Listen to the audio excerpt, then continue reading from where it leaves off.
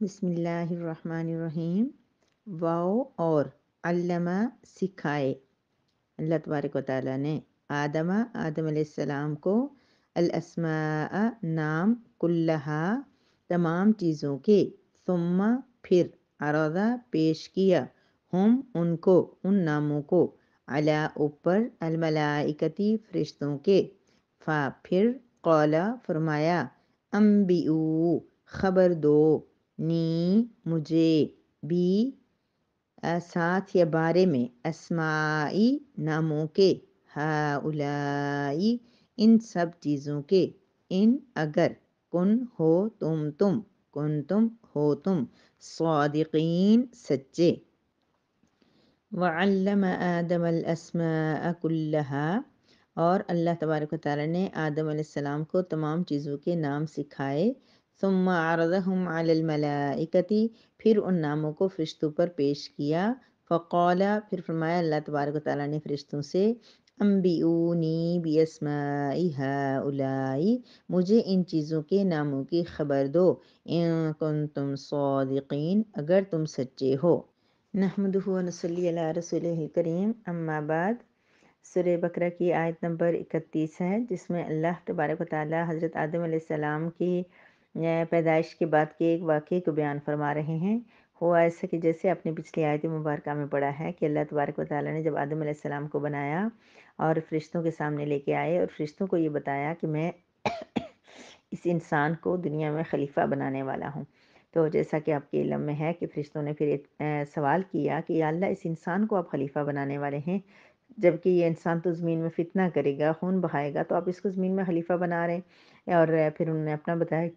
ہم جو ہے صرف آپ کی تسبیح تحمید میں لگے رہتے ہیں، تو گویا کہ ہمیں خلیفہ بنا لینا کافی تھا، ان کو کیا ضرورت تھی بنانے کی، کیا وجہ تھی، یعنی کہ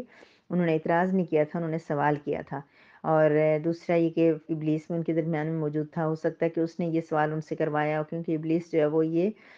خواہش رکھتا تھا کہ چونکہ جنات اب ختم ہو گئے دنیا سے، جنات کو یا تو منتشر کر دیا گیا تھا اور کچھ کو جو ہے نا فرشتوں کے ذریعے قتل کروا دیا گیا تھا، کیونکہ انہوں نے بہت زیادہ فتنہ فساد پھیلا دیا تھا اور بہت زیادہ قتل و غارت اور لڑائی جھگڑا اور اس طرح کی پوری زمین میں، ہمارے انسانوں سے پہلے فرشتوں کو زمین میں جنات کو زمین میں آباد کیا گیا تھا۔ تو ابلیس چونکہ نبی فرشتوں کے ساتھ شامل ہو گیا تھا، بہت زیادہ عبادت کرتا تھا فرشتوں کی سفارش سے، اللہ پاک نے اس کو شامل کر دیا کیونکہ اس نے بتایا کہ میں ان جنات کے ساتھ ہیں، ایسے فتنے فساد کے امور میں شامل نہیں تھا۔ تو اللہ تبارک و تعالیٰ کی ساری آزمائش اور سارے معاملات اللہ پاک کے حکم میں تھے، اللہ تعالیٰ نے ایسا ہی کرنا تھا، لہٰذا اللہ پاک نے اس کو شامل کر دیا۔ لیکن اس نے بہت زیادہ عبادت کر کے بہت عبادت کی، تو اب اس کے ذہن میں یہ تھا کہ چونکہ اب زمین پہ جتنے جنات تھے، جنات میں سے میں ہوں، تو ان کا سردار مجھے بنایا جائے گا، خلیفہ بنایا جائے گا، میں جا کے دنیا پہ اپنی حکومت کروں گا اور جو بھی۔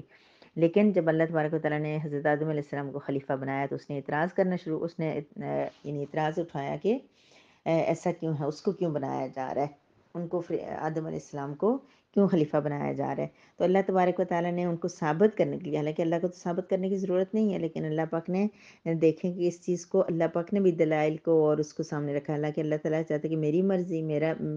میں نے بنایا انسان کو، میں نے کائنات بنائی ہے، میں جو مرضی کروں، لیکن اللہ تبارک و تعالیٰ نے ایک طریقے کے ساتھ پورے پیٹرن کے ساتھ ان کو پہلے قائل کرنے کے لیے ایک طریقہ کیا کہ سب سے پہلے آدم علیہ السلام کو کچھ چیزوں کے نام سکھائے۔ اب ناموں سے مراد کیا ہے کہ کائنات میں موجود چیزوں کے نام تھے، جیسے کچھ بھی چیزیں ہو سکتی ہیں اور ان کی خاصیتیں تھیں اور کیفیات تھی، جیسے کہ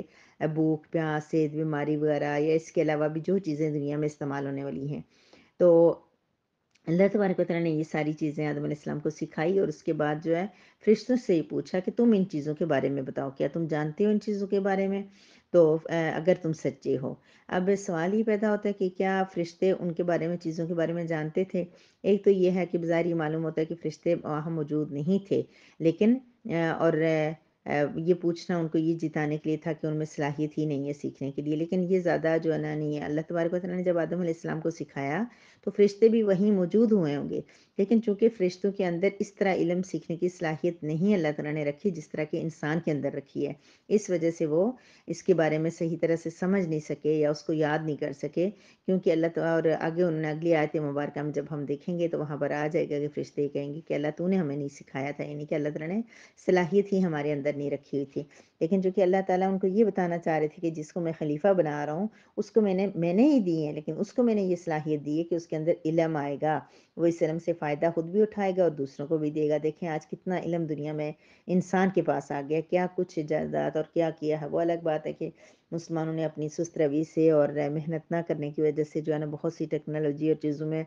وہ غیر مسلم سے پیچھے چلے گئے ہیں، لیکن اس کی وجہ ان کی اپنی سستی ہے۔ اللہ تبارک و تعالیٰ نے انسان کو علم دیا تھا، وہ جو انسان محنت کرے گا، جو کوشش کرے گا، وہ اللہ تعالیٰ کے کرم سے جو ہے دنیا فتح کرے گا، دنیا پہ حکومت کرے گا اور سب کچھ۔ تو فرشتے چونکہ اللہ تبارک و تعالیٰ کی نورانی مخلوق ہیں، نور سے بنے ہوئے ہیں، ہر وقت اللہ تعالیٰ کے ذکر میں مصروف رہتے ہیں، لیکن ان کو اختیار اتنا زیادہ نہیں تھا۔ اختیار کس کا تھا؟ انسان کو اختیار دیا گیا، لیکن جو انہوں نے یہ اشکال کیا تھا کہ اختیار کی وجہ سے یہ فساد کریں گے، تو اللہ تبارک و تعالیٰ نے یہ بھی ان کو بتا دیا کہ فساد نہیں کریں گے، کیونکہ ان کو علم دیا گیا ہے۔ جب علم پہ عمل کریں گے تو پھر کیا ہوگا؟ اس کے بعد یہ فساد نہیں کریں گے۔ علم جو ہے وہ فساد کی کو ختم کر دینے والا ہے۔ وہ الگ بات ہے کہ کچھ علم ایسے ہوتے ہیں کہ جس کی وجہ سے لوگ جو ہے تکبر و غرور میں آ کے تو علم زیادہ فساد کرتے ہیں، لیکن علم چونکہ اللہ تبارک و تعالیٰ کی طرف سے ایک بڑا انعام ہے۔ کیوں کہ عبادت تو فرشتے کرتے ہیں، لیکن علم اللہ تبارک و تعالیٰ جو ہے خالق ہے اور اللہ تعالیٰ عبادت نہیں کرتا، لیکن اللہ کے پاس علم ہے، اور اللہ تعالیٰ نے اپنی علم والی صفت جو ہے وہ آدم علیہ السلام کو دی اور تمام انسانیت کو دی، اور اللہ تعالیٰ نے انسان کے اندر علم سیکھنے سکھانے کا اور یہ سارے جذبہ اور یہ ساری صلاحیت رکھی ہوئی ہے۔ اس لیے انسان دنیا میں جتنی محنت کرے گا، جتنی کوشش کرے گا، وہ علم سیکھ لے گا۔ بہرحال اللہ پاک نے کیا کیا؟ علم آدم الاسماء، آدم علیہ السلام کو کچھ چیزوں کے نام سکھائے، اور ثم عرضهم علی الملائکۃ، اس کا مطلب کیا ہے کہ پھر ان ناموں کو فرشتوں کے سامنے پیش کیا، ان سے پوچھا کہ تم مجھے بتاؤ۔ پہلے کیا کیا؟ فرشتوں کے سامنے رکھا اور ان سے کہا مجھے بتاؤ کہ ان چیزوں کے ناموں کو کیا مطلب ہے، یہ کیا چیزیں ہیں، کس چیز کے یہ نام ہیں، تو اگر تم سچے ہو تو مجھے اس کا جواب دو۔ تو اب انشاءاللہ آپ نیکسٹ ورس پڑھیں گے جس کے اندر پھر فرشتوں کا جواب اور ساری کیفیت وغیرہ بیان ہوگی، اور آدم علیہ السلام سے بھی پوچھا جائے گا، اور سب آپ اس کو سمجھیں گے۔ بہرحال ہمیں کیا چاہیے کہ اللہ تبارک و تعالیٰ نے جو علم کی ہمیں دولت دی ہے، علم آدم الاسماء، تو اس سے ہم فائدہ اٹھائیں۔ یا اللہ تبارک و تعالیٰ نے جو ہمیں صلاحیت دی ہوئی ہے علم حاصل کرنے کی، ہمارے ذہن بنائے ہیں، ہمارے اندر ایک قابلیت رکھی ہے جو اللہ پاک نے فرشتوں کو نہیں دی، لیکن ہم انسانوں کو اللہ پاک نے وہ قابلیت دی ہے، تو اس سے ہم فائدہ اٹھائیں۔ اللہ تعالیٰ کی دی ہوئی نعمت کے سے فائدہ نہ اٹھانا، جیسے ہم نے پڑھا تھا کہ آنکھ اللہ نے دیے دیکھنے کے لیے، لیکن ہم سچی اور حق بات کو نہیں دیکھیں گے، کان دیے سننے کے لیے سچ کو نہیں سنیں گے، زبان دی ہے سچ بولنے کے لیے سچ کو نہیں بولیں گے، تو گویا ہم گونگے بہرے اور اندھے ہو جائیں گے۔ اسی لیے اللہ تبارک و تعالیٰ یہ فرما رہے ہیں کہ علم آدم الاسماء، اللہ تعالیٰ نے آدم علیہ السلام کو نام سکھائے، تو یعنی اللہ تعالیٰ نے علم دیا، تو اس علم سے اگر ہم فائدہ نہیں اٹھائیں گے، علم کو ہم نہیں حاصل کریں گے، اپنے ذہن کو علمی صلاحیتوں کے لیے استعمال نہیں کریں گے، تو کیا ہوگا کہ اللہ تعالیٰ تک کی ایک دی ہوئی نعمت کو ہم ضائع کر دیں گے، اور یہ یہاں بھی علم کے مسئلے میں بھی ہم اندھے بہرے گونگے بن جائیں گے۔ میرا یہ کہنا ہے کہ علم جو ہے نا وہ ہر عمر میں ہر وقت میں سیکھتے رہنا چاہیے، سیکھنے کا عمل ختم نہیں ہونا چاہیے۔ میری بیٹیاں جو یہاں پہ ہیں سن رہی ہیں اگر،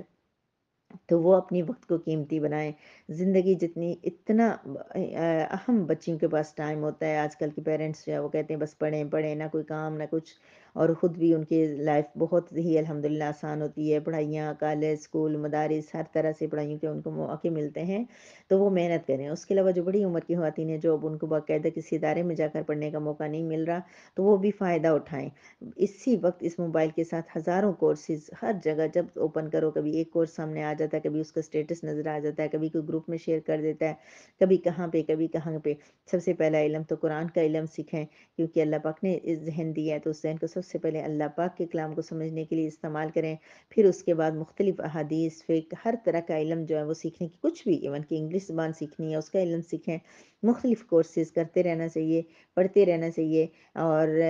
جتنا بھی ذہن کام ہو، صرف محنت ہو انسان کے اندر، سیکھنے کا جذبہ ہو، تو یقین مانیے کہ بڑی بڑی جو ہے نا مصروفیات میں، بڑی بڑی جو ہے، جیسے میں بہت ٹف روٹین میں ہوں، لیکن جو بھی سنتا ہے، میں جب بتاتی ہوں کہ میں نے ابھی اس کورس میں ایڈمیشن لے لیا، یہ کر لیا، یہ تو بندے وہ حیران ہوتے کہ آپ کیسے کر لیتی ہیں۔ تو میرا مطلب کہنے کا یہ ہے کہ آپ اگر بہت مصروف بھی ہیں، آپ اگر کوئی کورس شروع کر دیں گے، کوئی کلاس جوائن کر لیں گے، تو یقین مانیے کہ اللہ تعالیٰ آپ کے وقت میں برکت دیں گے۔ آپ کوشش کریں گی اور آپ محنت کریں گے اور پابندی سے کلاس کو جوائن کریں گے اور اس پر وہ کریں گے انشاءاللہ۔ میں نے پھر بار بار کہہ رہی ہوں کہ میں آپ سے بس مجھے اچھا نہیں لگتا ابھی شیئر کرنا، لیکن انشاءاللہ آہستہ آہستہ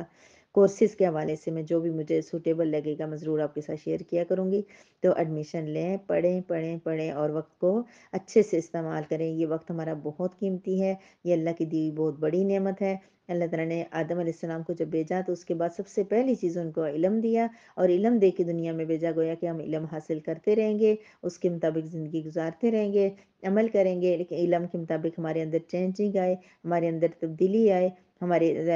رہن سہن اٹھنے بیٹھنے میں فرق آئے، ہمارے اندر تہذیب آئے، ہمارے اندر اخلاق آئے، ہمارے اندر دوسروں کے ساتھ اچھے رویے آئیں، تو وہ علم ہمارے لیے نہ صرف دنیا میں فائدہ مند ہوگا بلکہ آخرت میں بھی ہمیں بہت فائدہ دے گا۔ اور علم کبھی نقصان نہیں دیتا، ہر حال میں کہیں نہ کہیں ہمارے لیے بہت زیادہ فائدہ مند ہوتا ہے۔ وما علینا الا البلاغ۔